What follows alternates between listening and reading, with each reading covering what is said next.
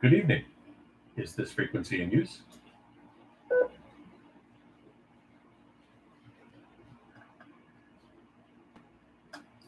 Well, nothing heard. Good evening, all. This is W2NDG, starting the Sunday night OMARC Science and Technology Net. First, let's pause and see if there is any emergency or priority traffic. Any emergency or priority traffic, please come now.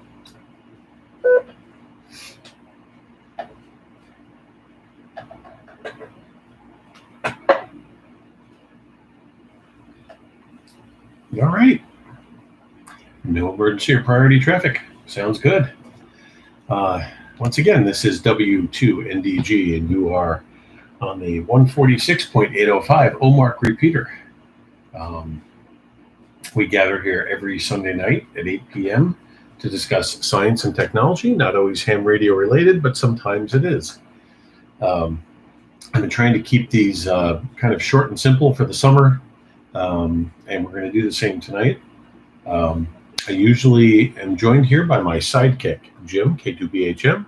I know Jim has been a little under the weather lately. If you're here tonight, Jim, please just check in with me now. If not, that's okay. But let's see if Jim is around tonight. K2BHM, are you here tonight? I'm here. I just turned the radio on. We just got in the door.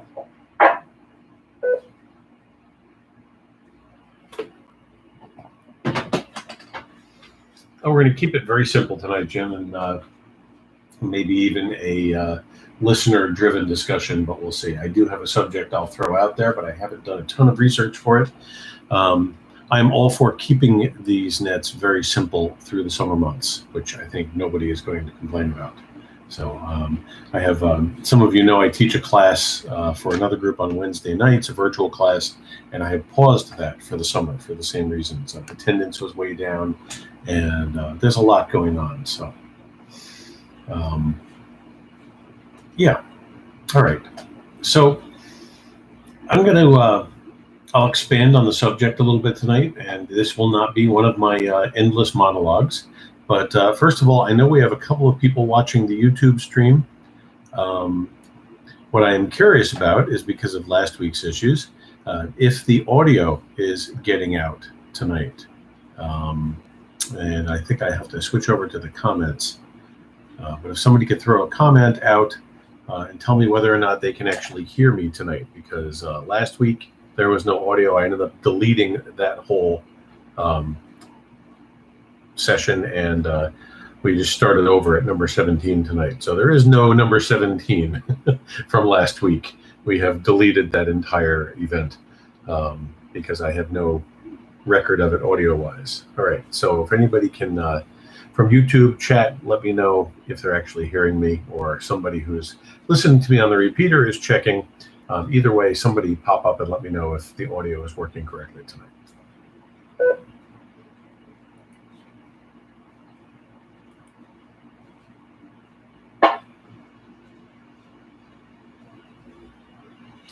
Thank you, Joe. All right, someone did pop up and let me know. Excellent. Okay, that's good.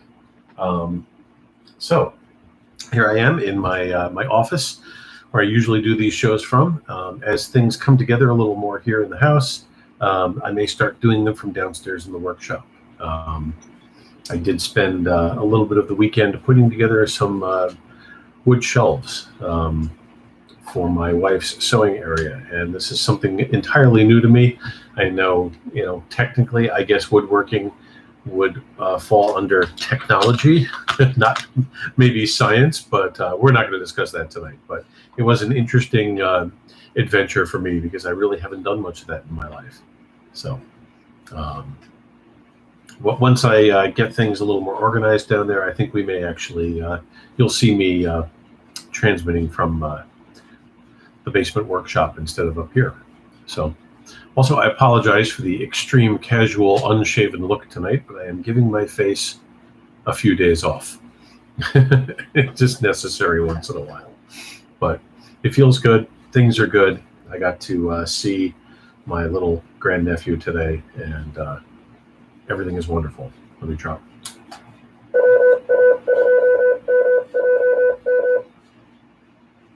W2NDG on the OMARC Sunday Night Science and Technology Net with Jim, K2BHM. I wanted to talk about numbers. Numbers, I guess, in relation to our hobby, in relation to technology, and what they mean to our listeners. Basically, yes, I'm talking about math. And at every level of ham radio licensing, there are questions that required us to know a certain amount of math, even if it was basic, but formulas. We've all been to school. We all took a certain amount of math. Some of us have a head for it. Some of us don't. Some of us have a head for the hard maths and did really well in trigonometry and geometry and things like that. Some of us did better in statistics and calculus.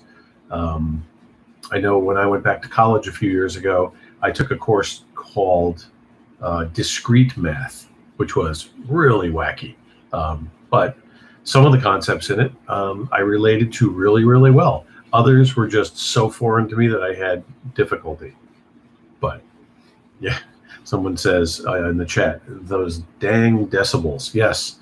And I'm not going to sit here and profess to you that I know formulas off the top of my head or I know how to compute things. We're just going to have a discussion on it tonight, and I'm going to tell you the things that I remember from my education.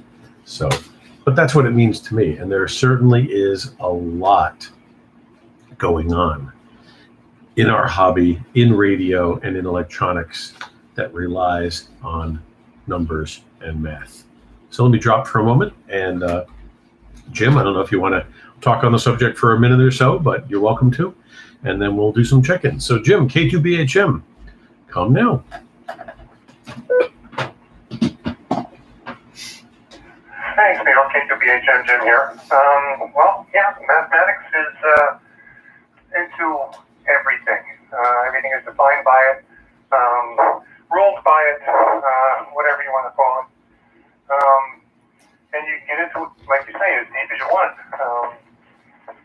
And for me, mathematics was very difficult when they basically made you do formulas and stuff like that. But if I could see it and apply it to something I could touch, like when you started seeing a voltmeter or something like that, and you could start seeing how things interrelated and Ohm's law and stuff like that, well, that made algebra seem a lot easier. And then when you started getting into logarithmics, 10-base logs, e-base logs, stuff like that, then you started to understand a little bit more about dB and power levels and sound levels and stuff like that. So it's a situation where you can go as deep as you want. And with Google now, makes it a lot easier. Anyhow, I don't know how deep you want to get tonight, but that's a good scratch the surface. K2BHM.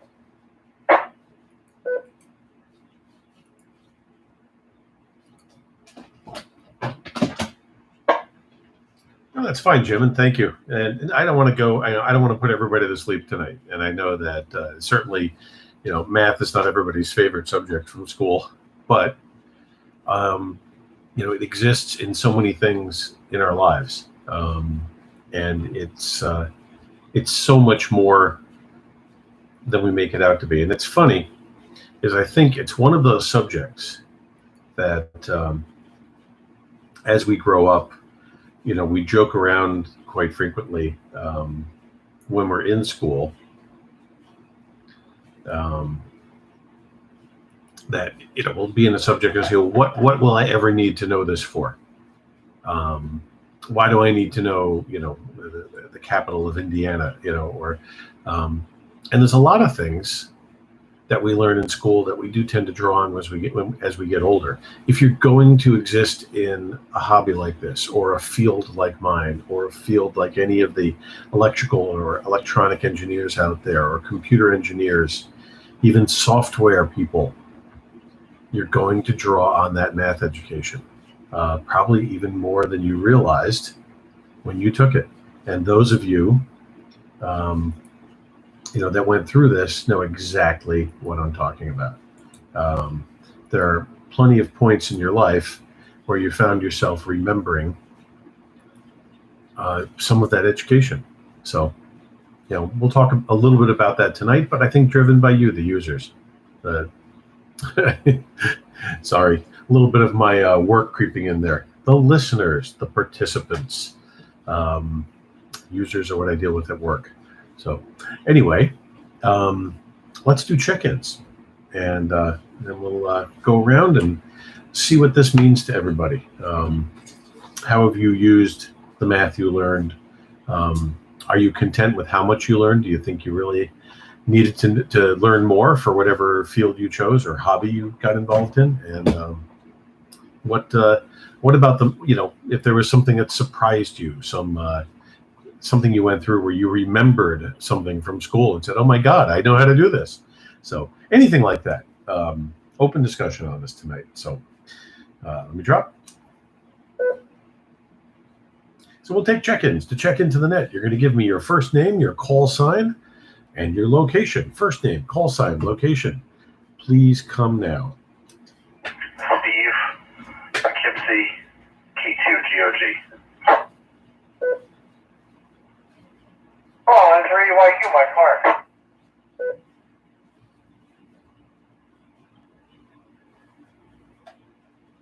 That's KD2GGM.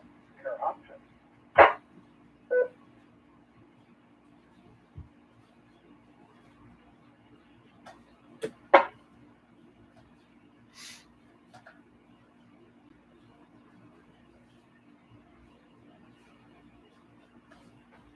You see what I mean? Summer attendance. That's fine. Actually, a good core group here. We'll get some interesting views on this, I'm sure. Let me just see if there's anybody else who would like to check in tonight on the Redidio.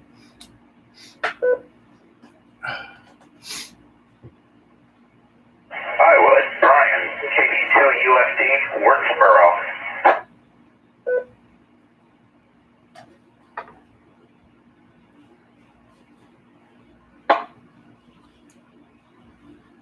Well, welcome, Brian. Glad to have you here. All right. I think we got everybody, but if anybody else does want to throw their call sign in real quick before we start, you can do that now. Otherwise, we're going to get going. This is KD2BAH Jim.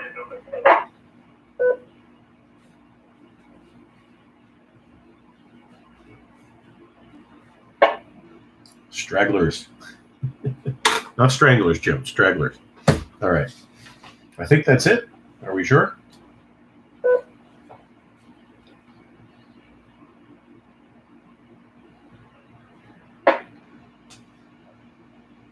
All right. I'm going to throw it all the way back up to the top to Jim K2BHM now that he knows, what I'm looking for.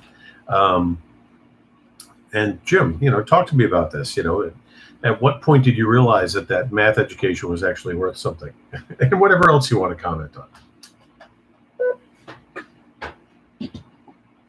Oh, geez, that was a trick question. Probably when I was about 6 or so. My dad was fixing TV sets in people's homes for some extra money back in the 50s and 60s. So he would go out to the person's house and pull the back off the TV set, pull the chassis out, pull all the tubes out, and I'd sit there with his Hickok tube checker and check all the tubes. And he would go about doing his normal routine of cleaning things up and cleaning the tuner contacts and stuff like that, and Windexing the picture tube and so forth. And back then, running a tube checker wasn't the same as going to the drugstore and plugging it in. You had to go and program up the filament voltage, the bias, the screen voltage, gains, and the other thing. You had to check and see how many micromoles it was and what scale it was on, and make sure that you had it on the right scale to give the right reading from the chart that you were reading, and so forth and so on. It was quite involved, and I saw a purpose for it and saw what it was doing, and it just took off from there. And then you started playing around with lights, and you had a 12-volt transformer and a 6-volt light bulb, and you figured out Ohm's law and from the charts what resistor you needed, and it worked. So it was kind of like a baptism of fire. You started doing stuff, and figure things out as you go along. And you guys know what I mean. You can do radio, and it's got a 250-page manual on it. Do you sit down and read 250 pages and learn every single function of the radio? No. You pick the ones that you need the most and get them going first. And then as you see the need to rise, you want to do something else, you go and learn a little more about it. And math is the same way. Everything going on in radiometry and science, technology, electronics, carpentry, whatever, is heavily mathematics based. And basically learn what you need to do and get what you want done. And then next time you get something a little more complicated and learn a little more. So that's how I started KGBHM.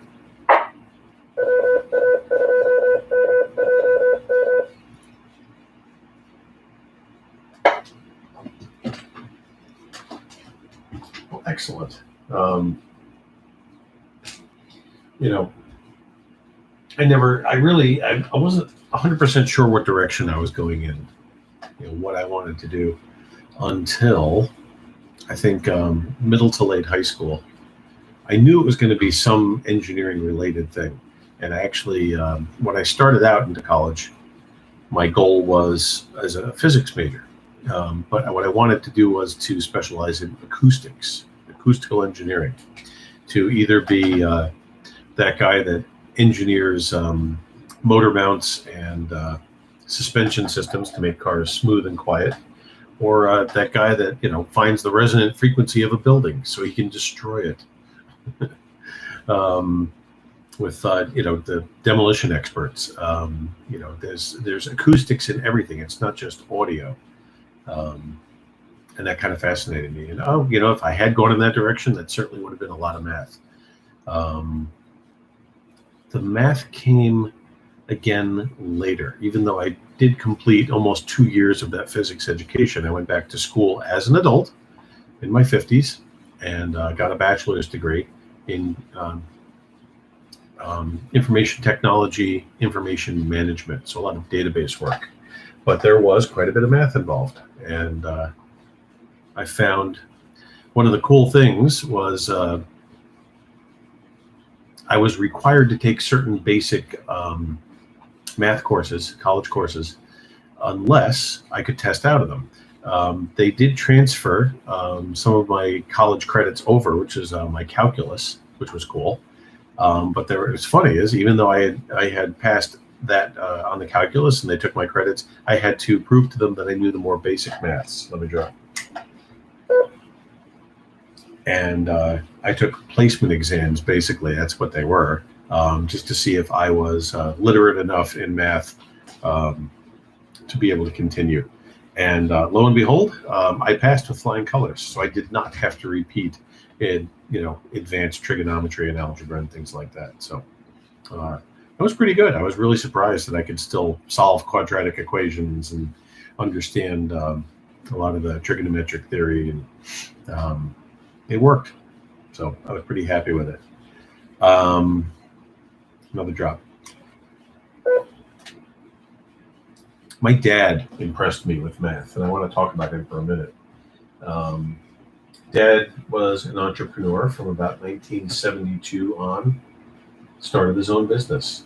The idea of an electronic calculator, something you could put in your pocket or your briefcase back then, was new and expensive and a luxury, and he wasn't going to get one. When he finally did buy a calculator, it went to my mother, who was running the office part of the business. Dad did everything in his head, and he always did, and used to really, really freak people out when he would add 4 and 5 columns of numbers simultaneously. Another drop. And then even as, calculators became more affordable, he had gotten a second one. He would leave it in his truck when he was doing his runs, and he would still do the math in his head, and his customers would check him. As years went on, he got into the calculator collecting part of things. He tended to start using them more and more, but he could still do it.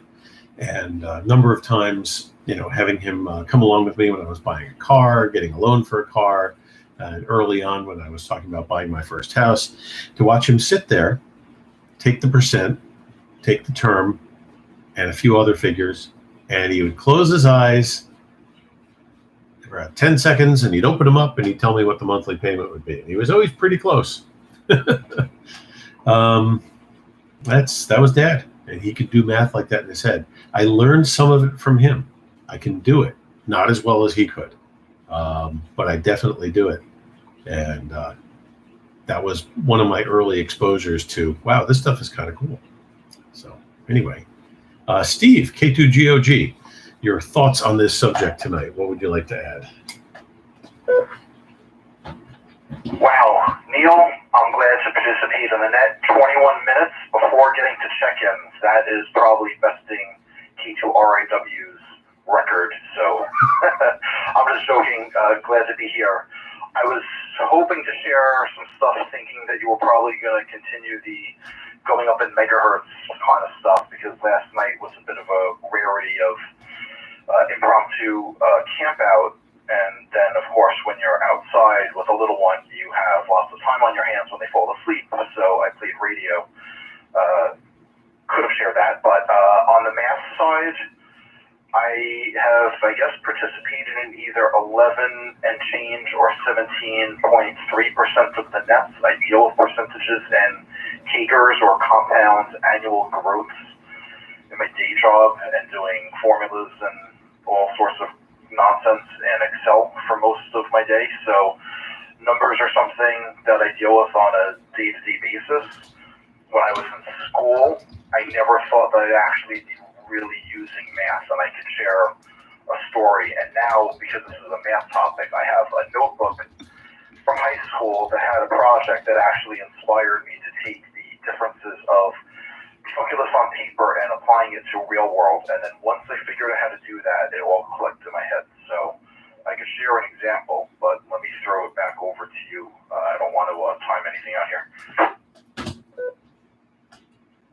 No, that's fine. Thanks, Steve. Thanks for the input. And yeah, I know we get a little monologue-y on here, but it produces some good material. And we will pick up with the spectrum again. I think we left off at 7 megahertz.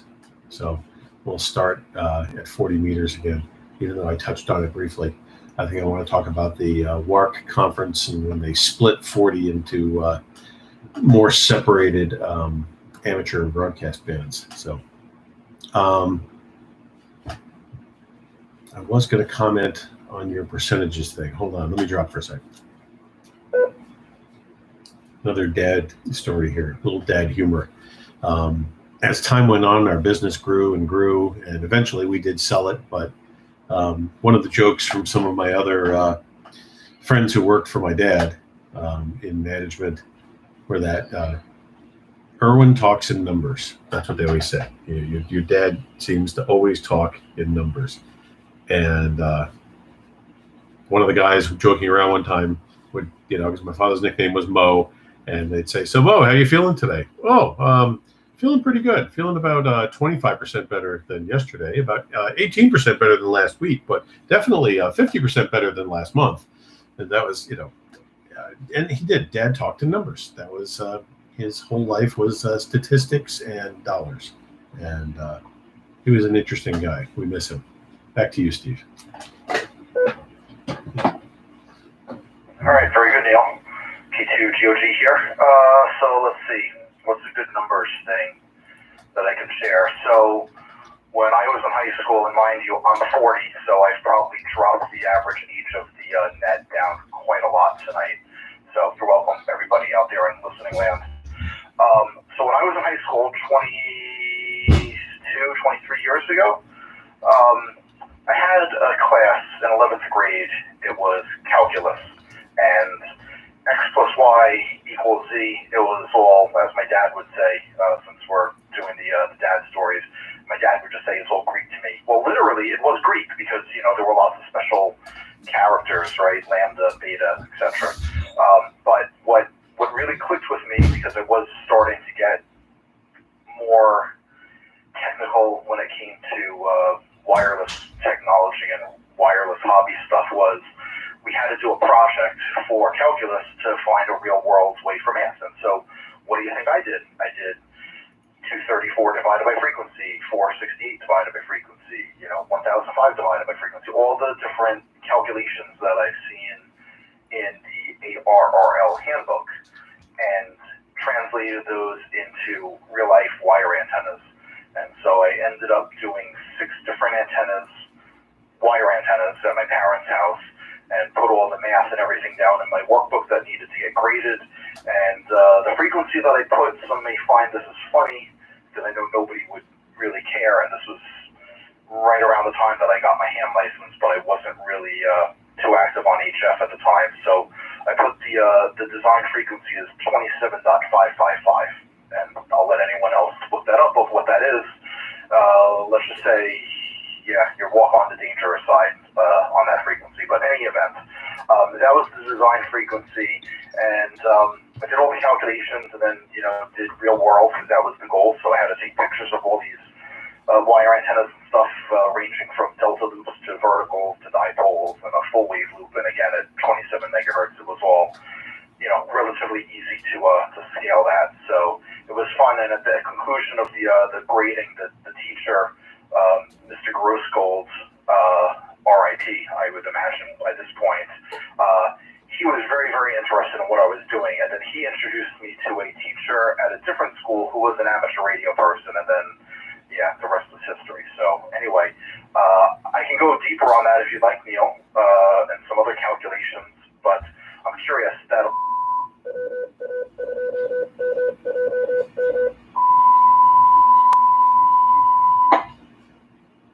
Wow, a timeout.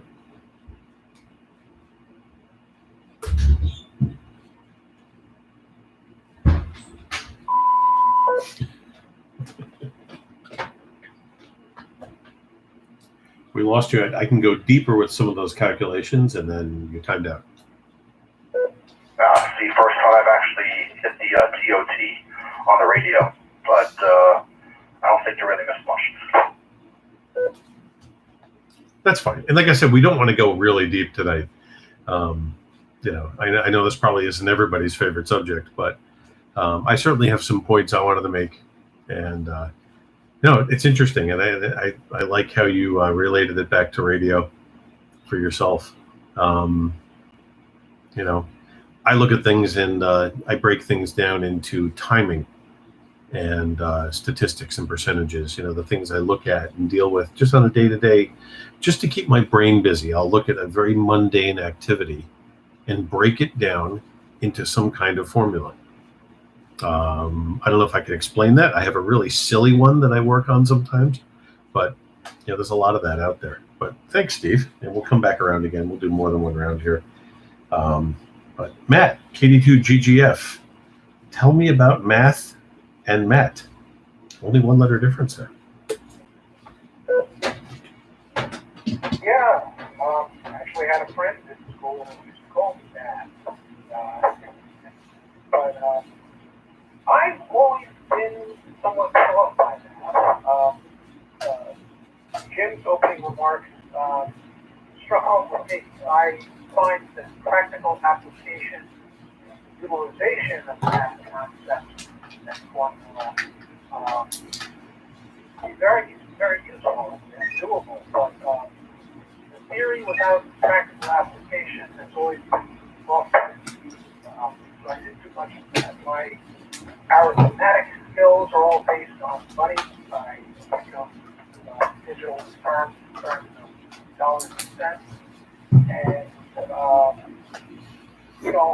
I certainly can do different math things. I've had to do this for various jobs and so forth, where I had to learn octal base and other things like that. But unless I do these things on a daily basis, they fly the coop. Interestingly, to a side note, my mom was a synesthete. She had synesthesia, so numbers in particular would evoke particular colors for her. You say 8, she thinks, I believe 8 was purple, and I don't remember correctly, but she, it very much evoked the impression of purple for her to hear number 8. So, what I dropped it there. back up. It's I appreciate that. I tend to function with it. I think in terms of proportionality, symmetry, balance, and imbalance. So I do a lot of averaging. Back to that.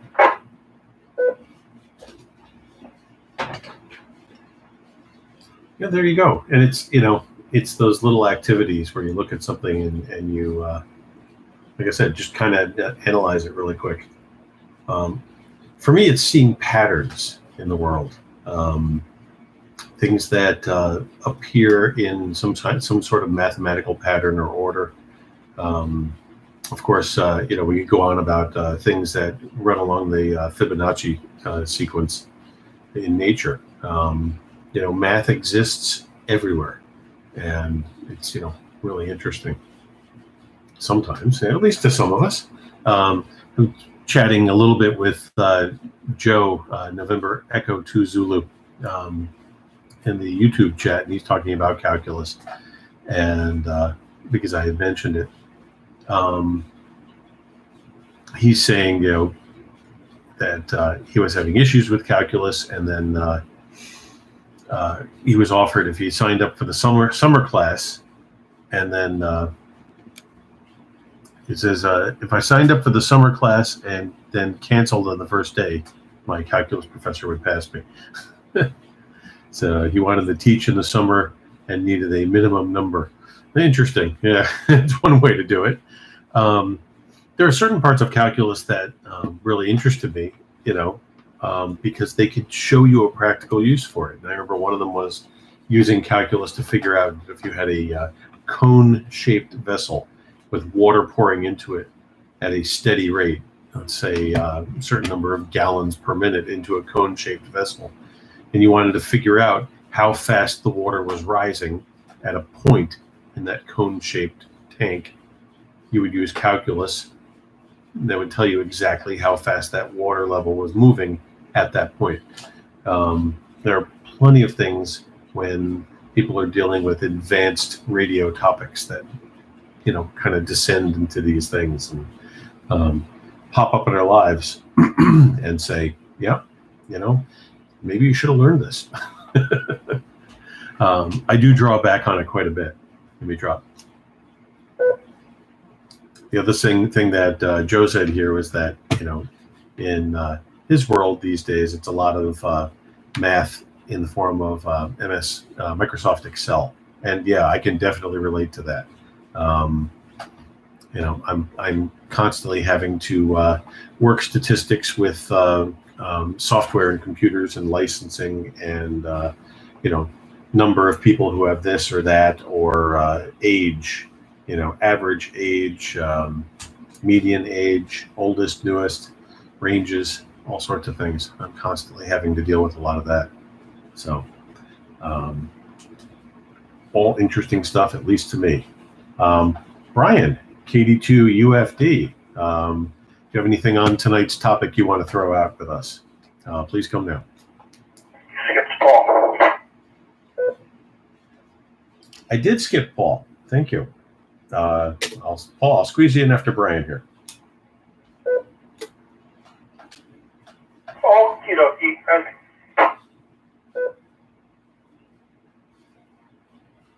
Well, the only thing I remember from high school was the fact that one teacher was noticing I was having a problem with calculus, and basically he was like, noticed I was struggling. I was overthinking the problem, focusing too much on one point of the equation instead of the whole. More than a series of logical steps, follow them, and you'll get the result. And it worked. I went from a 65 to a 95 in a quarter. And that's about really anything I had to add on the subject of math. But as far as engineering, how I learned to do audio engineering, I got sat in front of a biamp 16-channel soundboard. And he goes, there's your input terms, there's your don't burn your buffer chips, go ahead. soundboard. And about 3 weeks later, Big Show was coming into the hotel, and I got to mix with a Yamaha PM1000 soundboard, which was sweet. Anyway, that's it for me. 82 UFT. Thanks, Brian. And actually, you just reminded me of something. I guess it was 8th grade, advanced geometry.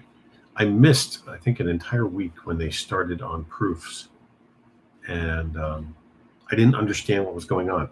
I really just couldn't wrap my head around how it all worked. And very similar to what you were saying, the teacher said, you're thinking too much. This is a logical progression. It's A to B, B to C, C to D, D to E. It will flow. And like so many other things that I've learned in my life, there is a certain point where it just clicks. And I think that was one of the first times in my life I remember that, where I just kind of slowed down, started over, and then once it clicks, it's perfect. As I've said this so many times when we're discussing subjects that I know nothing about, or we get involved in something here in the club that I know nothing about, that the worst place for me to be ever is what I call the I don't know what I don't know stage. So, and I don't know what I'm doing, but I don't know enough about what I don't know to even tell you what I don't know. I hope that makes sense. Paul, if you would forgive me, I don't know why I missed you on my list here, but talk to me about math. Actually, I'm interested in hearing your thoughts on it.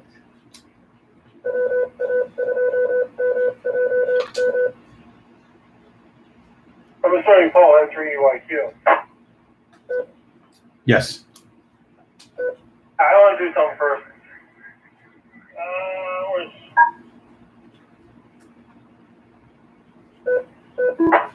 Alright. Shouldn't have any more problems with. I'll have to send you these codes. Shouldn't have any more problems with timing out the repeater until we're done. 4th grade, I was flashcard whiz, so go figure. It just progressed from there. And of course, like you guys are talking about calculus and all that, it's like I struggled with it because probably I was overthinking it. I was trying to and overthinking it. So, but all the algebra and stuff like that, I still can't figure out why pi is r squared, but that's all right. That's a other than that, really don't use it that much. I stick it in the back of my mind when it comes to what I'm doing right now, but there's really not a lot of math involved with that. Probably did it already, so. Other than that, let's see. When I worked on the railroad, really didn't deal with the math, but they threw a whole bunch of equations at me. When I was starting to learn how to do track inspections and stuff like that, how to figure out curves and all that. They started talking about chords and stuff. Like, yeah, all right, I got a general idea what they're talking about.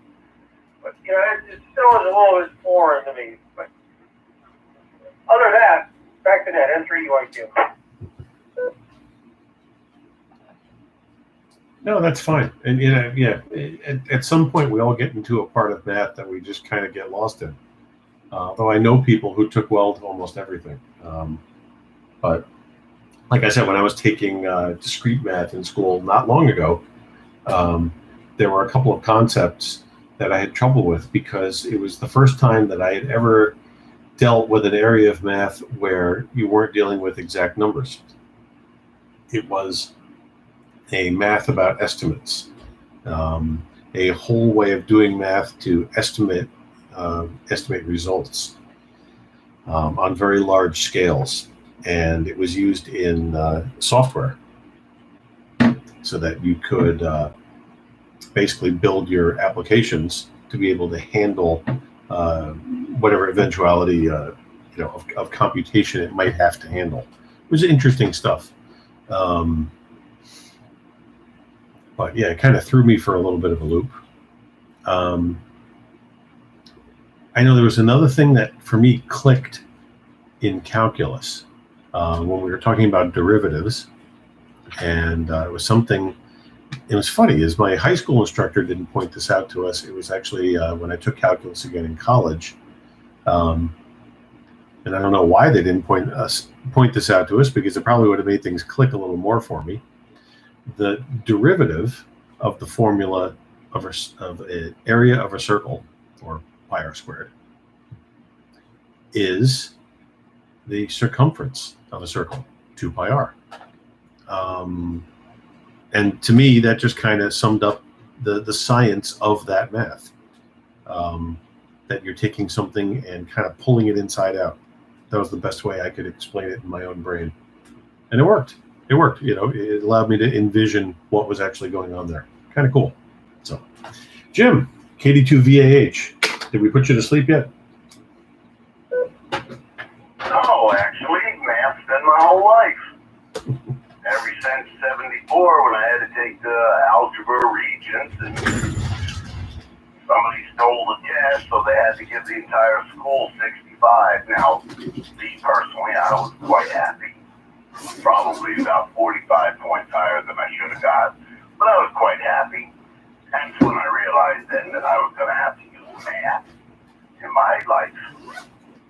So I ended up getting a job. For 30 years, I used math every single day, and it was very important to me.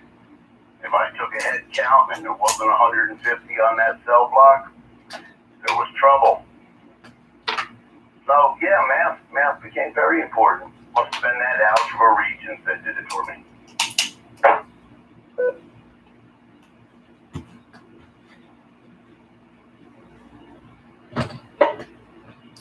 W2NDG on the OMARC Sunday Night Science and Technology Event. Jim, memories. Wow, I remember that.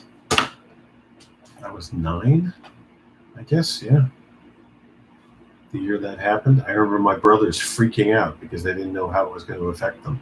But I remember us watching the news, and getting all the news of it and learning what they were going to do. But yeah, God, I remember that. Let's see, because my oldest brother, Lee, graduated high school in 75, and my late brother, Paul, in 76. So, yeah, 74. And I was 9. Oh, all right, Jim. Well, thank you for the input. I'm going to throw one other interesting thing out here that just, my brain, and you can tell me that I'm weird or deranged, but one of my favorite numbers is 9. And I think it's because, to me, 9 is a special number. It's the first odd number after, it's the first odd number that is not a prime number, counting up from 1. And to me, in my mind, when I'm doing a lot of this math in my head, sometimes my brain considers 9 to be like an honorary even number because of all of the things you can do with that number, and how much it shows up in so many other things. But a lot of my computations are always dealing with 9s and multiples and different things that have to do with that number. It just keeps coming back. We'll say that. So 9's kind of a special number for me. All right. This is W2NDG on the OMARC Sunday Night Science and Technology Net. Throw it back to Jim here for any comments on the first round. Yeah, 9 is a special number, U2VHM. And just to give you a little inkling, when you're adding up a series of numbers, like you're doing a sales receipt for somebody buying a whole bunch of stuff, and you got all these prices, dollars and cents that you're adding up, and you come up with a total down the bottom. You want to add it up 2 or 3 times to check and make sure that it's right. They had something called checking by 9. So like $1.23 was 3 plus 2 plus 1 is 5. And then 90 cents, that was a 9. And you would add up the numbers across, and then that would give you a column of single-digit numbers. And then anything that added up to 9, you bumped it out, brought it back down to 0, and then you took your answer and converted that to 9. And if the answer matched what you got for the sum of all the intermediate prices, it was right. And they did that back then. And if you nose around on the internet, on Facebook or something like that, every so often you'll see some kind of a thing whereby, oh, if you take your age and double it and do this to it, do that to it, it'll come up with the first page of it's all doing with factors of 9.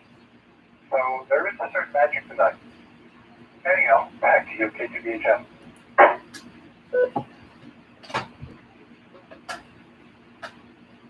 Well, thanks, Jim. And yeah, that's always. I remember another thing from when I was very young. When my kids, when they first started asking me about, when I would talk about their grandpa doing math in his head, and they would say, "Well, how, just the basics." I said, when I was very young, and this is true, and I would try to do just basic addition and subtraction and even the beginnings of multiplication in my head, I pictured my numbers in, let's say, like domino patterns, dice patterns. So that's how everything came together in my head. And I think because I had started that way, that's why I see those patterns in life when I look at something, and I can see that something was designed along some sort of counting method or pattern. Really neat stuff. I'm going to give an exercise in a little while that I put my brain through a while back. And it's funny is every time I do this thing, because it's a rather routine activity in my work life, I always kind of chuckle to myself that I spent so much brain power on it. But it keeps my brain working and it keeps us busy. And I'll say that to everybody out there. Keep doing the puzzles. Whatever it is that you like doing, just keep it going. It keeps your brain active. You got to exercise your brain. W2NDG on the OMARC Sunday Night Science and Technology Net. I'm going to call for some more check-ins real quick. If there's anybody else that wants to throw their name, their call sign, and their location into the net tonight, and we'll get you on the list. Please come now.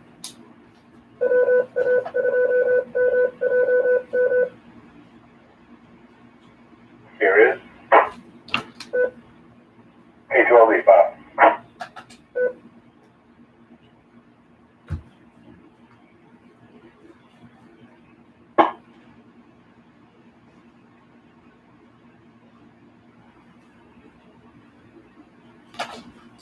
All right, I think that's it, but let's see, is there anybody else out there?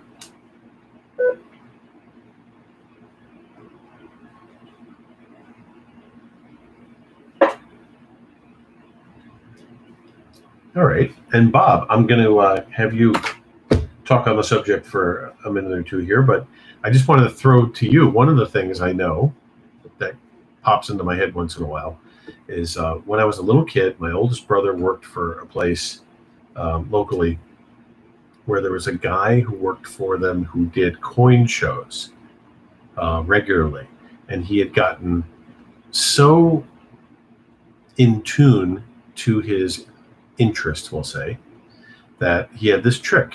He could dip his hand into a bucket full of pennies and weigh them up and down in his hand and look at them and tell you exactly how many pennies were in his hand.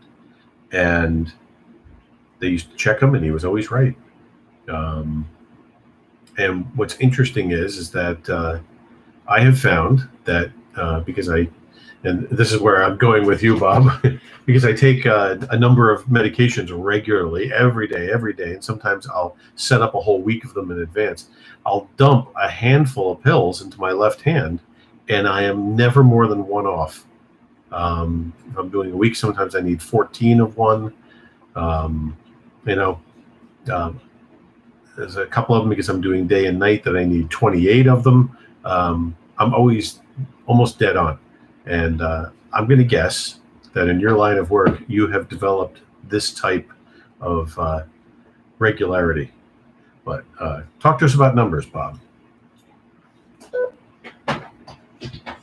Well, just to reflect on what you had just said right now, I had that knack very down to the science, maybe 15 years ago, 20 years ago, but nowadays I don't do any of that. All I do is check completed work. All the technicians do all that. So nothing, it's not a hands-on type of thing. I just look at the product, make sure that it's correct, and give my okay to go forward with the final transaction. So I don't really do any hands-on counting anymore like I used to. When I was going to school, for what I do, it was chemistry intensive, probably over 100 credits of high-end chemistry courses, calculus, physics, all sorts of things like that. So math did play quite a bit in my life. There's no two ways about it. And my prior background, which my father would always push me to do a better job of math because he was a structural engineer doing things like major buildings and nuclear power plants and things like that. And back when he was working, there was no computers. Everything was slide ruler and textbooks and look up the stress tables of concrete and rebar and stuff like that. So he really pushed on me the importance of math at an early age of why I needed to do what I had to do. So that was very important. And just as a side note, my younger child, when she was in elementary school, brought home like math homework for me to look at, and I absolutely could not understand it. It was so foreign and bizarre in the concepts of it that I had to go and teach her how to do it correctly and then go backwards to get the answer that she needed, because what they're teaching nowadays is absolutely not correct. And that's it. Keep moving.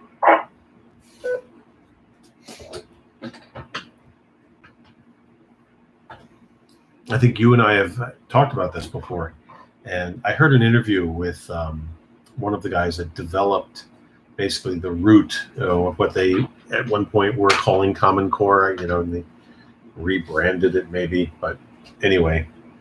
And he had said that, what they've ended up getting to in the end here, what they're actually teaching, really does not resemble what he was originally thinking. I've seen some of the math. Some of it doesn't make sense, but some of it, when I look at it, all of a sudden I understand what they're trying to do, because a lot of it is how I do math in my head applied to math on paper. It's interesting. And I agree that we need to teach people why something works and not just say, well, you do this and you carry the one, and not explain to them the mechanics of what they're actually doing. So I agree with about half of it, and the other half of it, they're just really being overly tedious where they don't need to be. So there's good and bad there. So the thing about those numbers, anything that you do repeatedly, your eyes will become a lot more trained than you realize. And that's what I was getting into with the pill counting. I know there was a period of time where my ex used to test me when we would go grocery shopping, and we were buying for a good sized family, and I'd have everything out on the conveyor belt at the register before they started checking out, and I would scan it, and I would do some very quick calculations in my head, which were basically how many items are on the belt, what my brain thought the average price per item was, and I would look at her and she would say, how much? And I'd say $90, and I was usually within a few bucks. I have to thank Dad for all that, but train your eyes, and you really find that it's pretty amazing what you can estimate and what you can do. So anyway, thanks for all that, Bob. And we're going to throw it back up to the top at this point with Jim, K2BHM again.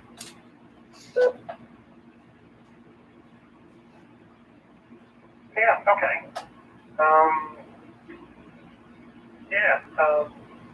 Just trying to process things here. There are so many different things that math encompasses, and it's kind of unique. Something we could understand. You're up on a tower, and you're putting an antenna on, and the wrench slips out of your hand and it falls. How fast is it falling? Well, acceleration due to gravity is 32 feet per second per second. So that means that the first second is falling at 32 feet per second. The second one is 64. The third one is 96. What speed is it traveling at? Well, what distance? It's traveling 32 feet in the first second, and then 64 feet on top of that in the second, and so forth and so on. What are we doing there? Well, we're differentiating the value of acceleration due to gravity. And it all makes sense in the overall scheme of things. You do it with your car. There are so many different things that affect it that it basically follows. And the same way in radio amateur, we have certain formulas and so forth. Some correspond to simple math, adding and subtracting. Some are multiplying and dividing. Then we start getting into logs, base 10 logs, natural base logs. And basically, the math gives us a simpler way to describe and understand something physical going on in our environment. And once you start looking at it from that aspect, it's very complicated, yeah, but you can see things happening in front of you and actually following what the math is describing. And that starts to make it a little easier to comprehend. Anyhow, hope that makes sense. K2BHM.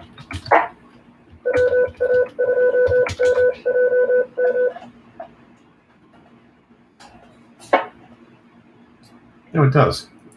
And I want to mention, by the way, real quick here, you were talking about casting out nines or doing your checking by nines. I put a link up about it in the 835 on the 805 site in the post for tonight's net because it is interesting and it does work. So I just thought that was kind of cool. All right, Steve, K2GOG, if you're still with us, any further comments tonight? We're not going to do another round after this, so don't worry. Well, good evening. If I wait a few more seconds, we'll get to exactly 9 o'clock. So, boy, that was a quick hour. Lots of good analogies from Bob and from Jim. So I was kind of thinking similar kind of things.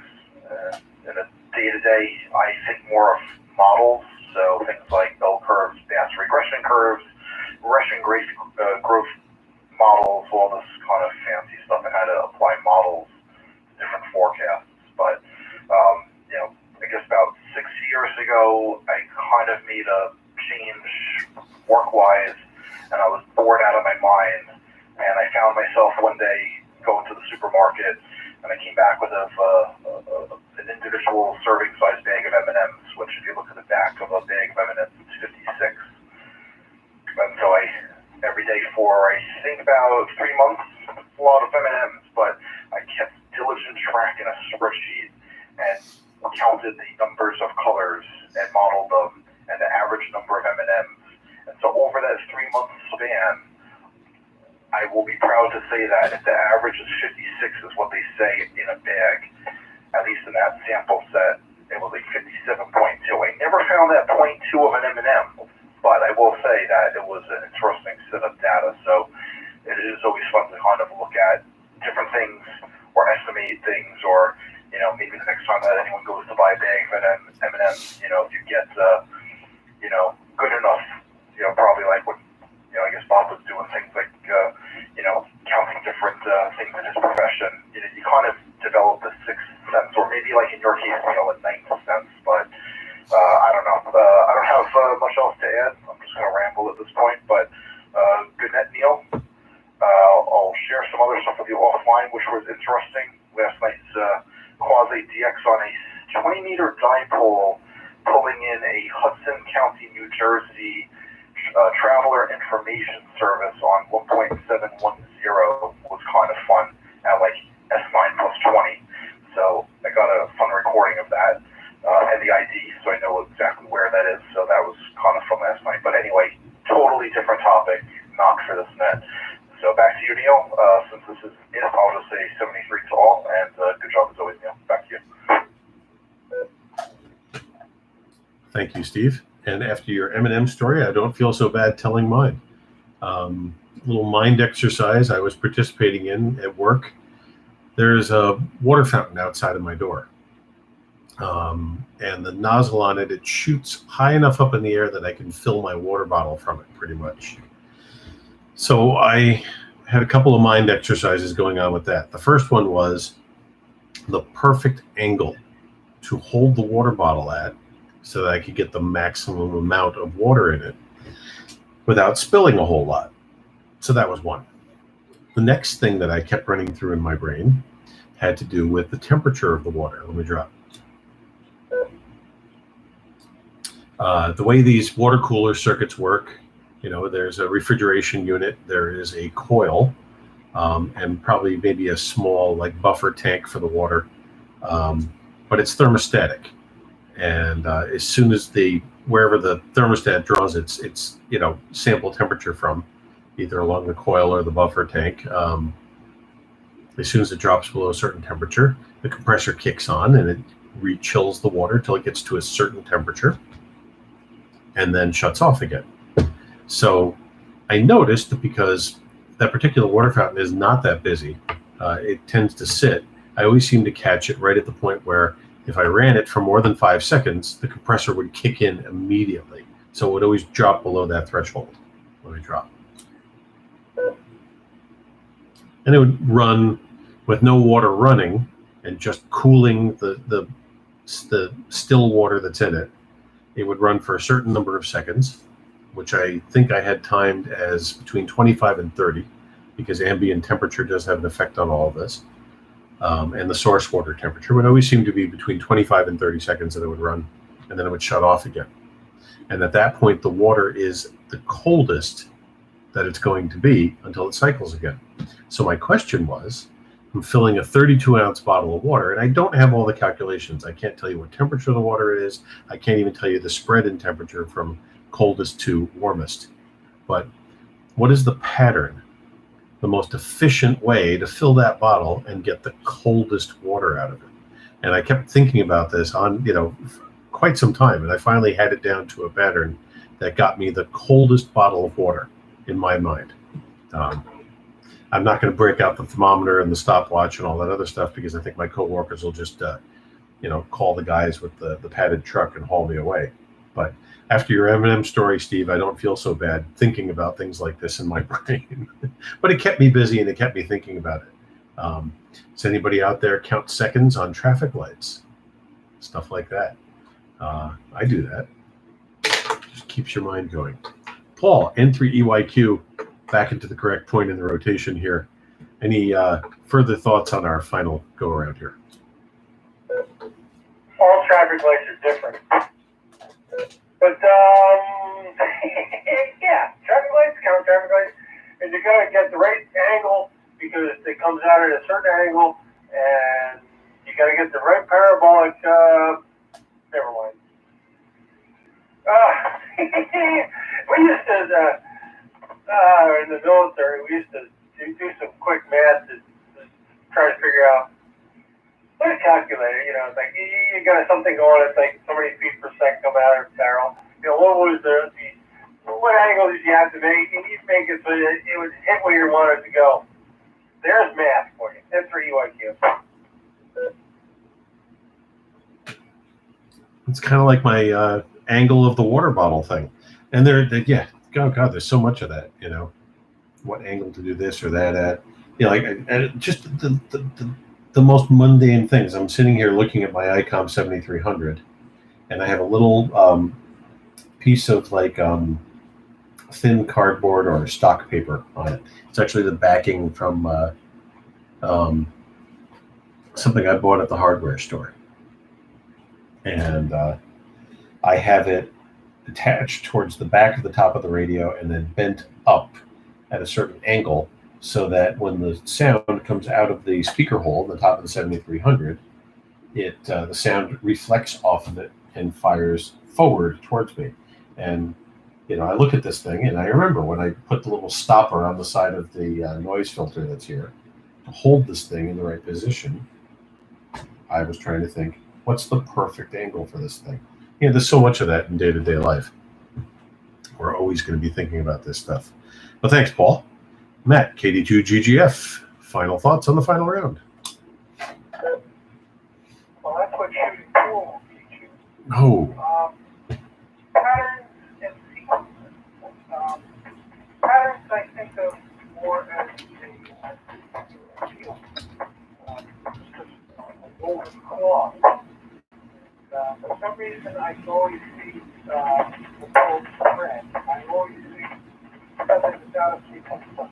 I noticed that. Sequences of numbers is fairly light. Sequences of time. How long do I leave the faucet running in order to make the 2 cups of tea I want to make? And all these things become innate. Get the numbers are always there.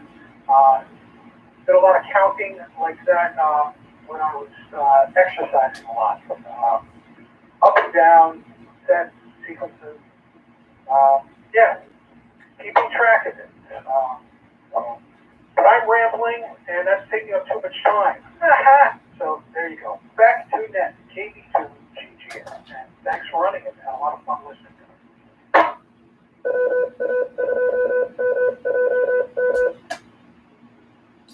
W2NDG on the OMARC Sunday Night Science and Technology Net. Thank you, Matt. And you know, you're not rambling. Don't worry about it.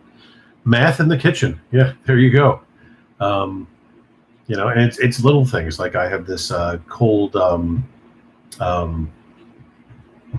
brew coffee brewer that I use. And I went through a process because it's a displacement that you're dealing with. You know, when you put the grounds in their special filter and screw this thing down, I went through the process of figuring out how much water I could actually put in it. They give you a safe number. And my thing is, no, I want to make the maximum amount of coffee that I can make out of this thing in one run. And I figured it out based on the most common one that I was using, and I figured out how much water it was displacing, and so I drew a little line on the side of the pitcher with a Sharpie, and that's where I fill it to, and I get it exactly as high as it can possibly go without leaking out when I screw the top down. So, and it's not one of those things you can just measure outright, because when you put like I said, the filter basket in and put this whole thing together, you're displacing. So you kind of have to figure that out. And the original displacement, when you first put the thing in, is not the final displacement. So I always let the basket kind of float in the water for about 1.5 minutes until it absorbs the water with the lid on it, so I don't get grounds all in the final product. But once it settles, then I know that it's absorbed as much water pretty much as it's going to, and I've displaced as much water as I'm going to. So that was an interesting mind exercise. And that way I get the maximum amount of cold brew concentrate when I make it. Brian, if you're still with us, KD2UFD, any thoughts on the final round here? No,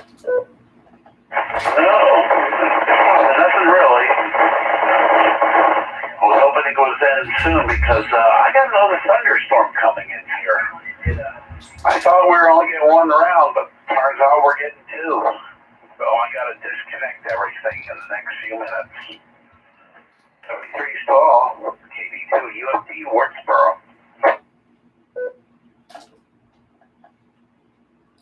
All right, Brian, and thanks for checking in tonight. And sorry about the storms. You've got me actually looking at the map now because I want to see if anything's going to hit here. I thought we dodged most of them. And please feel free to come back. There are 2 nets on this repeater every day, one at 8:35 in the morning and one at 6:30 at night. And we'd love to hear you, as well as this Sunday night one and a Thursday night one. But yeah, 2 daily nets here every day. So thanks for checking in tonight, Brian. Jim, KD2VAH, thoughts on our final round? Well, I don't know anything about counting M&Ms or traffic lights, but I could look right into a yard and know that there was 222 clients out there. It's supposed to be 100 to 1. I'd be right on the phone to the sergeant. Better send me a third. It's only 20 more. No. Rules are the rules. 100 to 1. I got my 100. My partner's got his 100. Better send somebody else out here for the 20. But I was good at it. He'd come out. I mean, there was times sergeants get mad. Come right out and count them. And be like, you were off by 1. No, it's a little one over there in the hot pants. Right there in the corner by the weightlifting guys. Yep, that's her. Yep.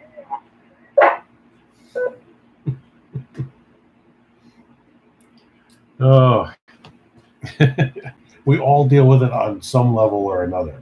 All of us. You're counting people. You're reminding me of another one that Dad would do. We'd go to a restaurant that he would be impressed with, whether they were, the service was efficient and quick, and the food, a number of things all at once.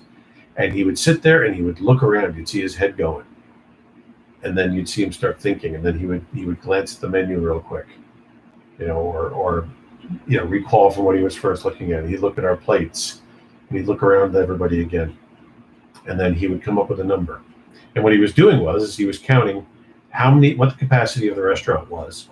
He was noticing when people had come in and when people were leaving, and he was computing an average price that people were probably spending per person. And he was figuring out during the course of an evening, roughly on a weekend night or whatever night it was, how much money this restaurant was taking in.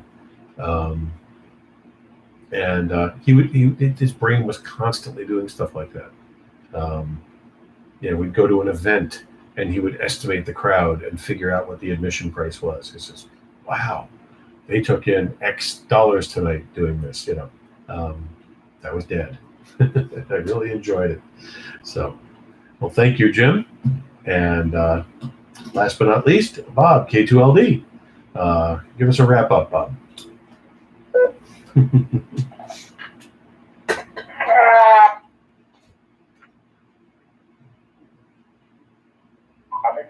Someone we deal with daily, someone who is in elementary school all the way on up. And as far as counting things in a theater or a restaurant or something like that, that's a pretty good knack. I do good on like jelly beans in a jar, that sort of stuff like that. But as far as people in a restaurant and average prices, that's talent. There's no two ways about it. Kind of rough to do something like that. But it's good to hear you tonight, and I think that's about it for me. So 73 goal, and we'll catch you now. Okay, slowly. Thank you, Bob. And we're going to see if we have any last-minute, end-of-the-night check-ins here. Is there anybody else who wants to join us at the end here? Please come with your name, your call sign, and your location.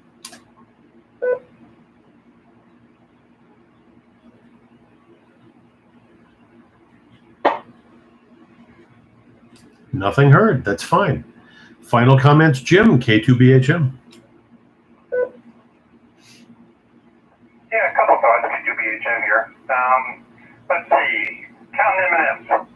How many people count railroad cars? And you get a pretty good idea from the engines on the front as to how many cars are going to be on the train. But not necessarily, because I have seen engines and one caboose. So obviously they didn't need 8 engines to pull one caboose, but normally, generally speaking, one engine, you got a few number of cars. 2 engines, you got more cars. When you start talking 3, 4, 5 engines, it's going to be a lot of cars. But more recently, they've come up with a new wrinkle.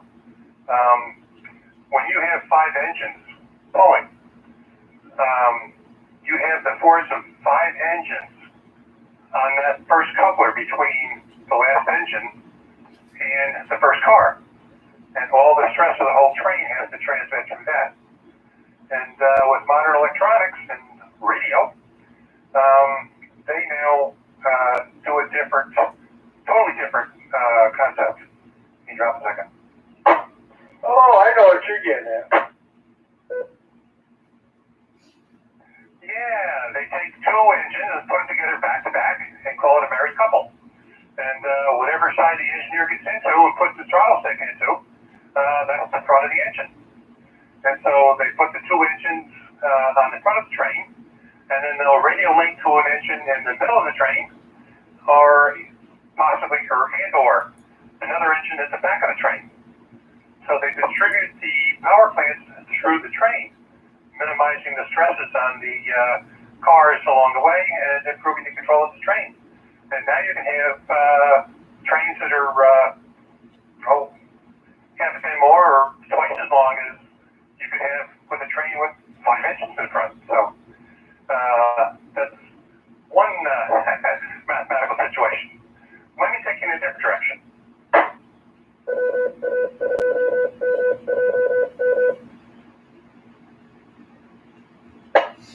All right, I gotta ask you a question. Okay, shoot. Which leads into my next one. No, I know the answer to this one. I work for a railroad. I used to work for a railroad. How many traction motors can you have hooked up at one time on the lane of a train? That's the other question. Well, typically you're talking, I don't know, a 4,000 or 5,000 horsepower 2-cycle diesel engine running a generator. And depending on whether the engine has 2 trucks or 3 trucks, there will be 2 motors on each truck. And for like a first gear, you would put all the motors in series. Second gear, you would put the motors in each truck in parallel, and then the trucks in series.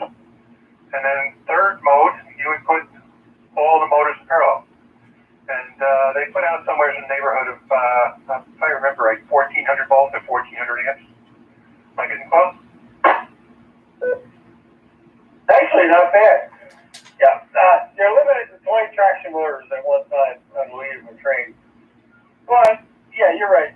Series, parallel, and then there's one they call parallel shunt, but that's something else.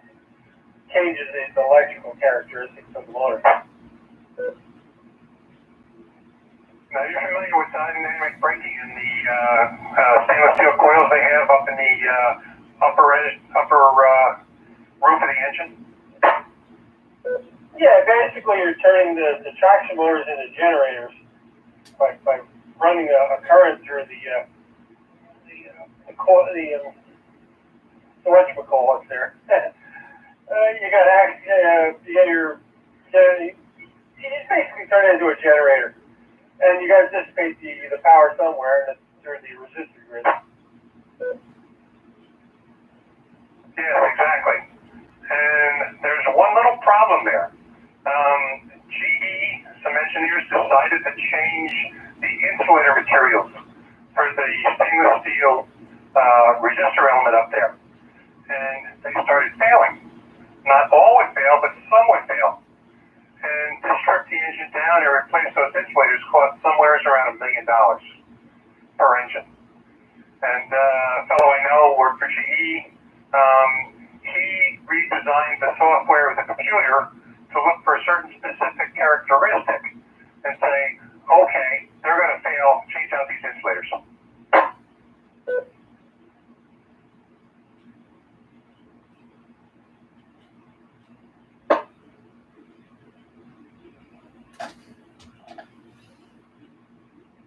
No.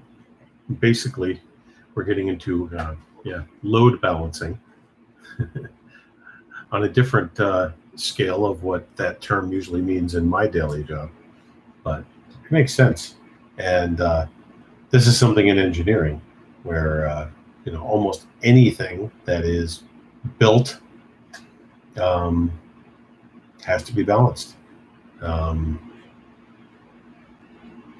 This is I guess in my early engineering days, when I started in going in that direction in college, like I said, I was going towards physical engineering, and they gave you these truss problems where you had to make sure that everything balanced out, and that's how they build bridges, so that they don't fall apart. But yeah, it makes sense, and it's interesting that it took them so long to figure it out, right, Jim?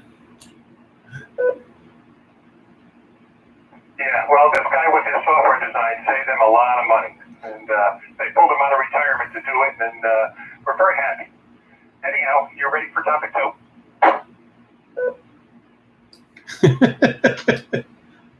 For tonight? Yeah, you were talking about the water cooler and what different parameters went into it to optimize getting your perfect drink of water out of it. And there are lots of other things that depend on a lot of different inputs being weighed and considered and entered into the final calculation. And one of them happens to be, militarily speaking, and I won't go into too many details, but how to make the bullet coming out of a certain cannon hit a specific target that you want to hit downrange. And there's a lot that goes into the ballistic computer that figures out where you aim it and where the bullet's actually going to go. Let me drop a second.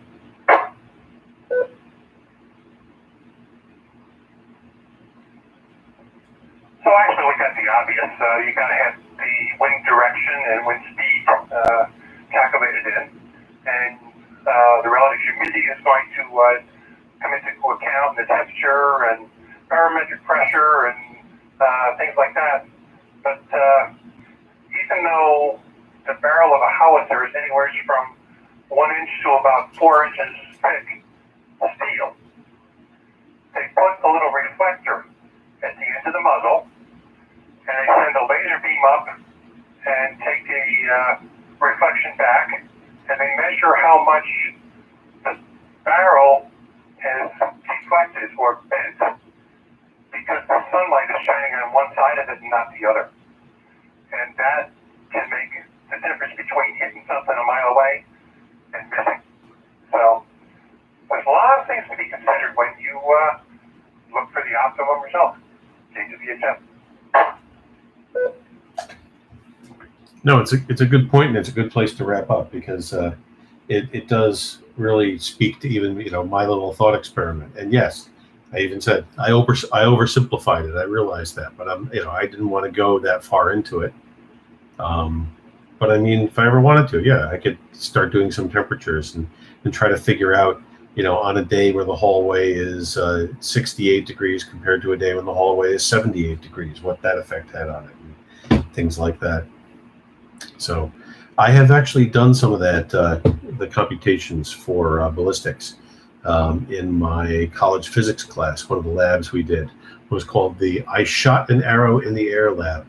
We had to go out and shoot arrows at different angles and different bow tensions and graph the results and basically finish a story. That's how Derwin Stevens did all of his labs, was he would give you a story and you had to finish the story and then back up your end of the story with scientific data and research. And the problem with the Arrow lab was that he said it was going to go along no matter what the weather was. So he said, come dressed for the weather. And boy, he wasn't kidding, because it was torrential downpour that day. Kind of difficult to work that into your math and your formulas. So our data didn't fit anything very well. And he said, fine, tell us why. Write about it. Convince me. Interesting guy. One of the best teachers I probably ever had. This is W2NDG on the OMARC Sunday Night Science and Technology Net. I think we're going to end things here. And I want to thank everybody for participating and indulging me in one of my favorite topics. So let me drop for a moment. We meet here every Sunday night at 8 p.m. on 146.805, the repeater, sponsored and owned by the Overlook Mountain Amateur Radio Club. You do not need to be a member of the club to use the repeater or participate in our events. However, we're a friendly club and offer a lot of good resources to the ham and soon-to-be ham community. We ask you to join us.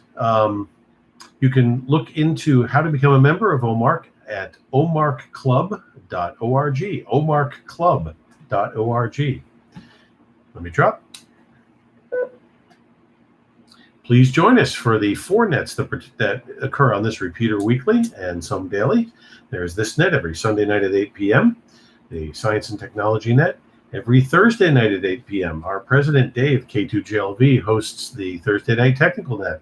More ham or ham-related subjects.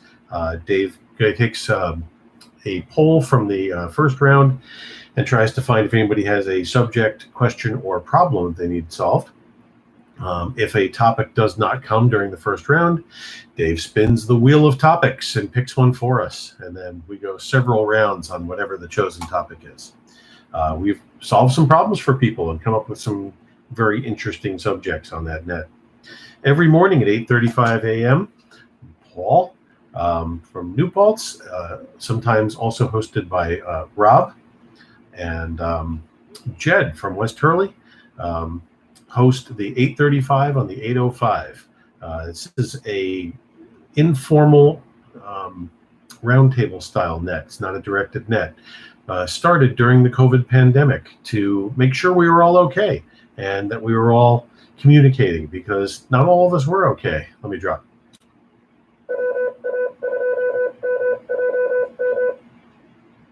We are social creatures, and ham radio was an early social network, we'll say. And not being able to get out, not being able to communicate with people, Paul started that net to kind of draw us all together and make sure that we were communicating and we were all okay. And the net continues and has grown and grown and grown. Every night at 6:30 p.m., a rotating cast of characters from the OMARC Club hosts the 6:30 check-in net, a more formal but not completely formal directed net, very similar to the morning net, where we go around the circle and make sure that everybody's okay. And if anybody has a problem that they need solved, it comes up. If anybody needs assistance with anything, they ask for it. If anybody has a funny story to tell about something that happened that day, they relate it. Great net, a lot of fun. Please join us for all 4 of these nets and get involved in the other club activities. Let me drop. This has been the OMARC Sunday Night Science and Technology Net, hosted by myself, Neil, W2NDG, and Jim, K2BHM. We return the repeater to its regular use at this time. As usual, I will leave the radio on for 5 or 10 minutes, but I will end the YouTube stream now. So goodbye to our YouTube watchers, and everybody have a good evening. 7-3 from Neil, W2NDG. Oh, just a little bit of trivia.